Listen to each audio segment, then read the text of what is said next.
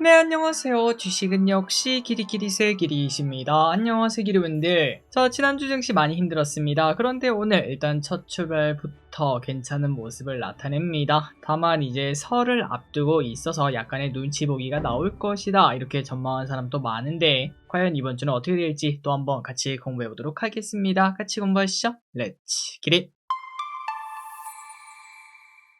첫 번째입니다. 이번 주 주요 일정은 이번 주는 주요 일정이 역시나 많습니다. 일단 CPI와 미국 1월 고용이 발표가 되고요. 그리고 목요일에는 우리나라 옵션 만기일까지 기다리고 있죠. 그리고 내일은 TSMC 1월 매출 발표가 있고요. 다음 주에는 설 연휴 휴장이 우리를 기다리고 있습니다. 그러다 보니까 이번 주는 애매할 것이다. 이러한 전망도 많은 상황. 그리고 주요 실적 발표 예정은 내일은 NC소프트, 수요일은 두산에너빌리티, 그리고 목요일은 하이브, 이러한 기업들이 기다리고 있다니까 참고하시면 될 것 같습니다. 다음입니다. 코스닥 활성화. 정부에서 기금 운영 평가에 코스닥을 벤치마크로 편입하기로 하면서 국내 연기금, 공제회들이 코스닥 비중 확대를 검토 중이다라는 소식이 나타났습니다. 참고로 기존에는 연기금의 코스닥 투자 규모는 5.8조 원으로 국내 주식 투자 규모의 3에서 4%밖에 안 됐습니다. 사실상 코스피가 다 가져갔죠. 그런데 최근 정부의 기조에 따라서 코스닥 시장이 활성화된다면 기관들의 패시브 자금이라고 말할 수 있겠죠. 수급이 늘어날 수밖에 없고 결국은 코스닥이 더 위로 가는 그러한 신호탄이 될 수 있겠습니다. 업컷이 이제 시작이겠죠. 다음입니다. RIA 계좌는 언제쯤 됩니까?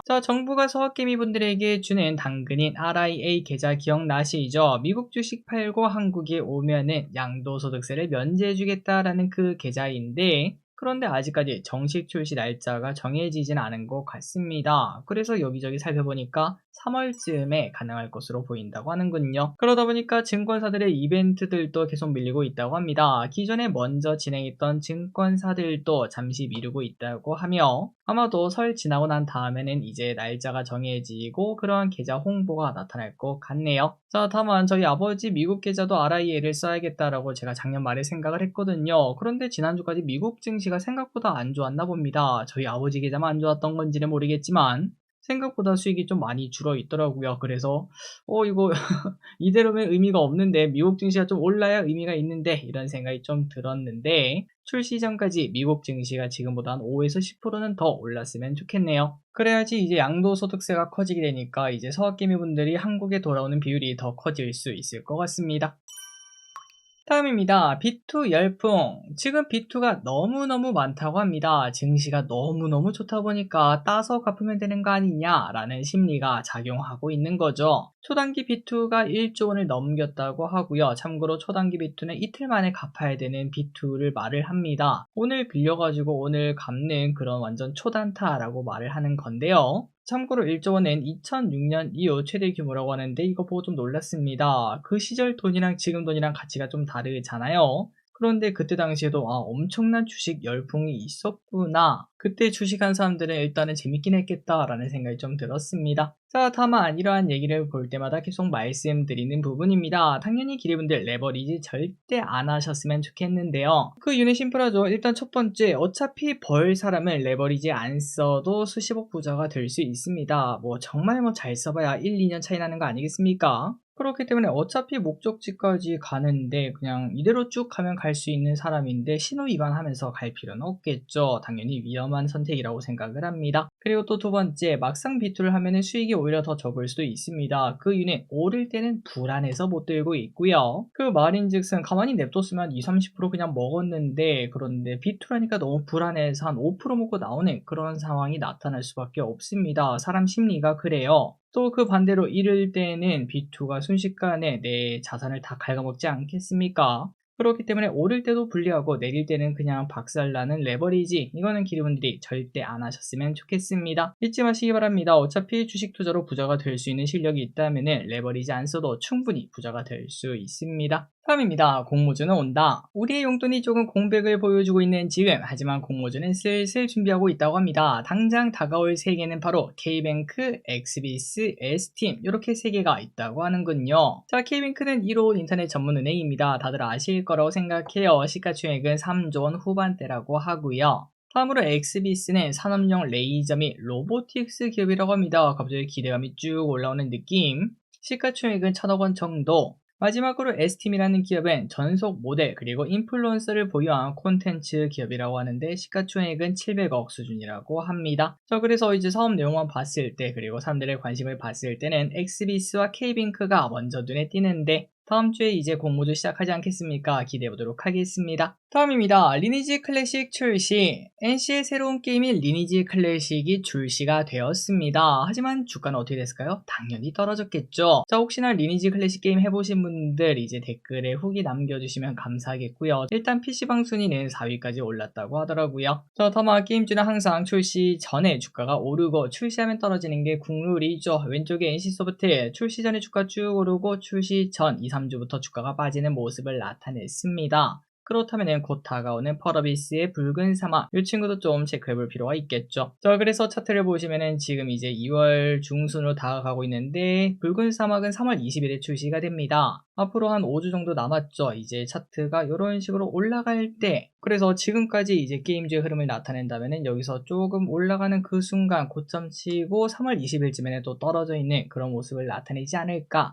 라는 생각을 해볼 수 있겠습니다. 자, 다만 대외 변수나 그런 것들에 따라서 주가 흐름은 언제나 자유롭게 움직일 수 있다는 거 아실 거라고 생각합니다. 다음입니다. 태양광의 시대가 왔다. 지난주 머스크가 찍어준 그 섹터가 불기둥을 만들고 있습니다. 그때 살걸 이라는 생각이 들죠. 그러다 보니까 지난주 우리가 공부했던 페로브스카이트 여기에 대해서 관심을 많이 가지고 있고 하나증권은 태양광에 관심을 가지라고 하는군요. 야, 근데 머스크의 말만 믿고 이렇게 해도 되는 건가 라는 생각이 들 수 있는데요. 그런데 머스크의 말뿐만 아니라 미국 태양광 사업이 올해부터 좋다고 합니다. 올해 상반기부터 정책 그리고 공급 구조 변화가 우호적이라고 하는군요. 그리고 미국 내 태양광 산업에서 중국 기업 퇴출이 계속 이어질 것으로 보인다고 합니다. 그 말인즉슨 우리나라 태양광 기업들이 반사수혜 받을 수 있다는 의미가 될 것 같습니다. 자, 그래서 하나솔루션 주봉을 보시면은 지금 현재 완전 불기둥 만들고 있고요. 그리고 유니테스트의 대주전자재료 오늘 매우 뜨거운 모습을 나타냈습니다. 다음입니다. 아모레퍼시픽이 급등했습니다. 정말 오랜만에 보는 친구인데요. 아모레퍼시픽이 6년 만에 최대 실적을 거두었다고 하고요. 증권사들의 목표가를 상향하면서 급등했습니다. 참고로 아모레퍼시픽은 그동안 중국현 매출이 감소하고 코스알엑스 실적 부진으로 주가가 하향되고 있었는데 그런데 한 번에 이렇게 뒤지는 모습이 나타났네요. 자, 그렇다면 아모레퍼시픽 어떤 점이 좋았나? 그동안 주가를 발목 잡던 코스알엑스가 턴어라운드 한 게 고무적이라고 합니다. 실리콘투와 협업하며 유럽향 매출이 전년 동기 대비 50% 넘게 증가한 점도 실적이 증가한 요인 중 하나였다고 하네요. 자, 아모레퍼시픽도 이제 저점 부분에서 겉토양을 만들면서 올라오고 있습니다. 앞으로 화장품도 관심을 가져보도록 하겠습니다. 다음입니다. 네카오가 올 듯 말 듯 잘 안 오는 모습이죠. 증권가의 전망 한번 체크해보는 시간 가져보도록 하겠습니다. NH증권은 네이버가 AI 실적 개선세로 인해 올해도 이익이 좋을 것으로 예상한다고 하는데요. 그래서 목표주가 38만원을 유지한다고 합니다. 자, 여기도 이유는 심플합니다. 네이버 플랫폼 내 AI 활용이 본격화되고 이로 인한 광고 매출 등이 개선된다는 건데요. 자, 그래서 왼쪽에 네이버 차트를 보면 저점이 계속 높아지는 차트를 만들고 있습니다. 그리고 상단은 한 번, 두 번, 세 번 찍고 내려왔죠. 이제 다음에 뚫고 올라갈 수 있을지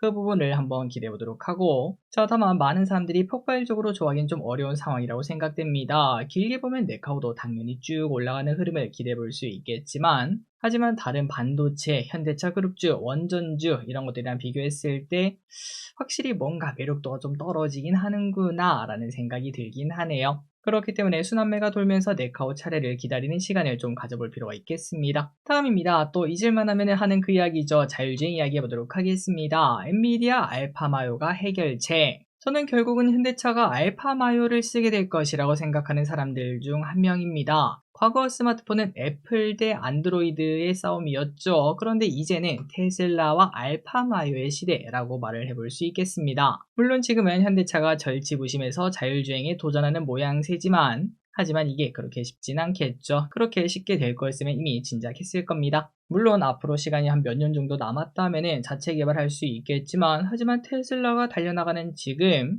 앞으로 1, 2년은 완성차 업계의 사활을 흔들 만한 시간이라고 말을 해볼 수 있겠습니다. 옆에 테슬라는 핸들이 없이 그냥 돌아다니는데 핸들 달린 현대차를 살 사람은 없겠죠. 그렇기 때문에 결국 현대차랑 기아 당연히 알파마요를 쓰게 될 것 같고, 다른 완성차도 이 흐름을 피할 수 없다고 생각합니다. 자, 그런데 뭐 이런 질문 해볼 수 있습니다. 아니 길이 근데 FSD랑 알파마요랑 비교했을 때 FSD가 더 좋은 거 아니야? 그러면은 다른 완성차 업계들 오히려 알파마요 말고 이제 테슬라랑 협업하는 그런 곳도 있지 않을까, 뭐 이런 생각도 해볼 수 있는데요. 그래서 저도 궁금해서 한번 찾아봤더니 조금 내용이 달랐습니다. 그래서 한번 좀 보자면은, 테슬라의 E2E 방식은 주행 판단 과정을 명확히 설명할 수 없다는 단점이 있다고 합니다. 그러니까 갑자기 테슬라가 왼쪽으로 확 꺾어가지고 어떤 곳이랑 뭐 사고가 났다라고 가정을 해보도록 하겠습니다. 그런데 테슬라의 유일한 단점이죠. 갑자기 그 차가 왼쪽으로 꺾은 이유를 설명할 수 없다고 합니다. 전부 다 AI가 판단을 했기 때문에 그런데요. 그러니까 테슬라의 FSD는 이거죠. 결과 좋잖아. 그러니까 그냥 믿어. 어차피 인간보다 낫다. 이렇게 말을 하는 거라서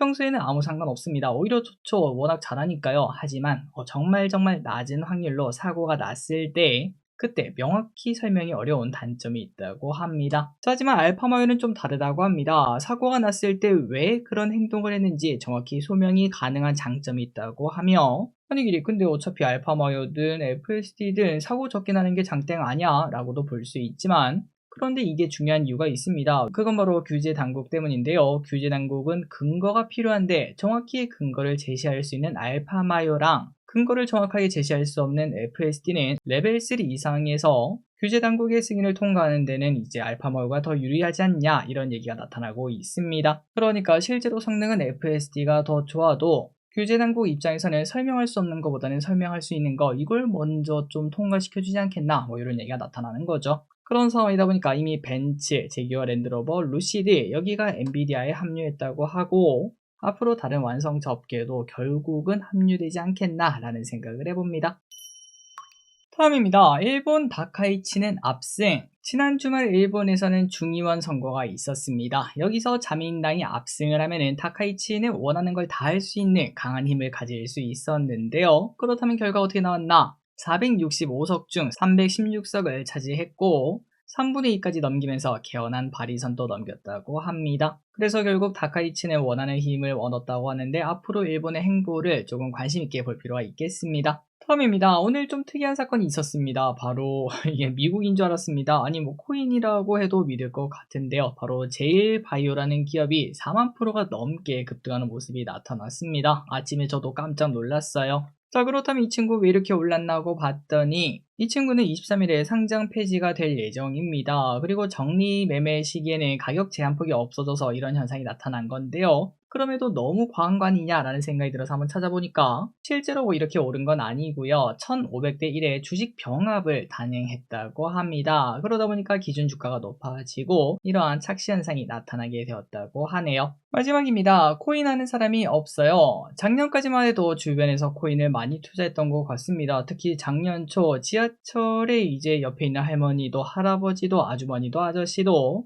모두 다 코인을 보고 있던 시절이 있었거든요. 저도 이제 헬스하러 가니까 옆에 사람이 아유 운동은 무슨, 그냥 하루 종일 리플 차트만 보고 있는 것도 봤습니다. 그런데 이제는 그 시대가 지났고 다들 주식 이야기를 하는 걸로 바뀌었다고 하네요. 실제로도 그렇다고 합니다. 요즘 코인 한 사람들이 많이 없다고 해요. 구글 트렌드로 크립토를 검색해 보면은 사람들의 관심이 높았던 작년 8월이 100이었다면은 지금은 30 수준으로 아예 관심이 없는 무관심까지 떨어졌다고 합니다. 그리고 그 이유는 뭐 당연하겠죠. 가상자산 시장의 시총이 고점 대비 40%나 증발했고, 그 외 주식이나 뭐 다른 금은 이런 것들이 다 올라가니까 사람들의 관심도 없고, 또 그 와중에 비트코인 등은 극단적 공포 상태까지 빠졌다고 하네요. 자, 다만 모든 건 또 돌고 돌 겁니다. 지금은 다들 주식 이야기하고 있지만 결국 한 1년 정도, 2년 정도 지나면은 주식이 시들시들해지는 시기가 올 거고, 또 그 와중에 코인이 또 올라가는 그런 시기가 올 거고, 저도 이제 뭐 주식을 뭐 그렇게 오래 했다라고 말할 수는 없지만 그런데 제가 이제 거의 6년, 7년 동안 매일매일 주식 공부를 하면서 또 이렇게 영상을 만들면서 느낀 건 딱 하나입니다. 모든 건 다 돌고 돌더라고요.